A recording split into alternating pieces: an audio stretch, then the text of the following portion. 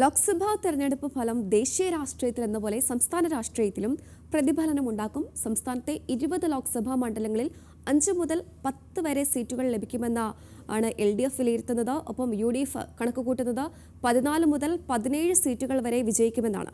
1 മുതൽ 3 വരെ സീറ്റുകൾ ലഭിക്കുമെന്ന പ്രതീക്ഷയിലാണ് NDA.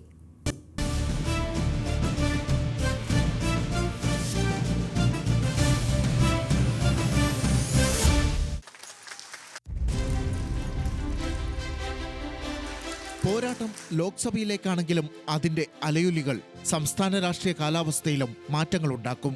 കഴിഞ്ഞ തവണ കിട്ടിയ 19 സീറ്റുകളിലും വിജയം ആവർത്തിക്കാനാവും എന്ന ആത്മവിശ്വാസത്തോടെയാണ് UDF തെരഞ്ഞെടുപ്പ് പ്രവർത്തനങ്ങൾ ആരംഭിച്ചത്.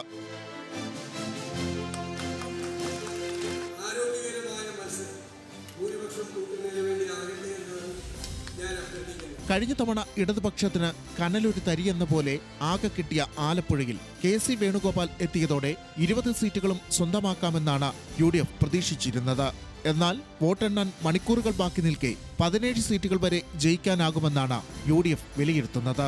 14 സീറ്റുകളിൽ വിജയം ഉറപ്പാണെന്ന് UDF നേതൃത്വം ഉറപ്പിച്ചു പറയുന്നു.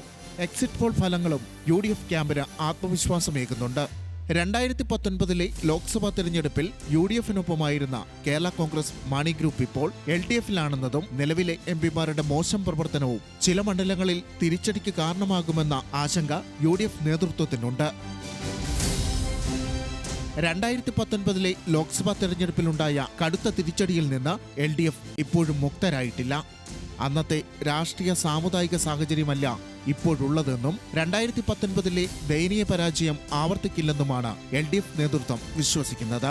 2021 നിയമസഭാ തിരഞ്ഞെടുപ്പിൽ LDF നേടിയ ഉജ്ജ്വല വിജയം അതിന്റെ തെളിവാണെന്നും LDF നേതാക്കൾ ചൂണ്ടിക്കാട്ടുന്നു.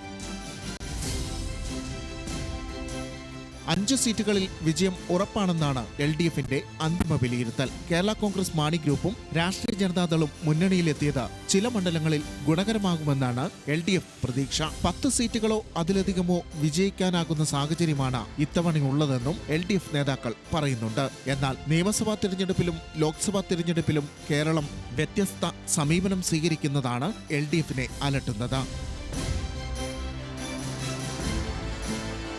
ശബരിമല പ്രക്ഷോഭത്തിന്റെ അലയൊലികൾ നിറഞ്ഞ 2019 ലോക്സഭാ തിരഞ്ഞെടുപ്പിൽ 3 സീറ്റുകളിൽ വിജയിക്കാമെന്ന പ്രതീക്ഷ തകർന്നടിഞ്ഞത് NDAക്ക് തിരിച്ചടിയായിരുന്നു. വിജയപ്രതീക്ഷയുണ്ടായിരുന്ന തിരുവനന്തപുരം, തൃശൂർ, പത്തനംതിട്ട സീറ്റുകളിൽ തിരുവനന്തപുരത്ത് മാത്രമാണ് NDAക്ക് 2ാം സ്ഥാനമെങ്കിലും നേടാനായത്. UDF തേരോട്ടത്തിൽ തകർന്നുപോയെങ്കിലും voting ശതമാനത്തിലുണ്ടായ വർധനവാണ് NDAക്ക് ആശ്വാസമായത്. ന്യൂനപക്ഷ വോട്ടുകൾ സമാഹരിക്കാനായാൽ 3 സീറ്റുകളിൽ വരെ വിജയിക്കാനാവുമെന്നാണ് NDA പ്രതീക്ഷ. എക്സിറ്റ് പോൾ ഫലങ്ങൾ NDAക്ക് പ്രതീക്ഷ നൽകുന്നുണ്ടെങ്കിലും 2019 പോലെ 0-ൽ ഒതുങ്ങിപ്പോകാനുള്ള സാഹചര്യവും NDAക്ക് മുന്നിലുണ്ട്. വിജയം പോലെ പരാജയവും രാഷ്ട്രീയഗതി നിർണ്ണയിക്കുന്നതിൽ നിർണായകമാണ്. 2019 വിജയം UDF ആവർത്തിക്കുമോ? LDF തിരിച്ചു പിടിക്കുമോ? NDA account തുറക്കുമോ? ഉത്തരമറിയാൻ ഇനി മണിക്കൂറുകൾ മാത്രം ബാക്കി. മഹേഷ് ചന്ദ്രൻ, ന്യൂസ് മലയാളം, തിരുവനന്തപുരം.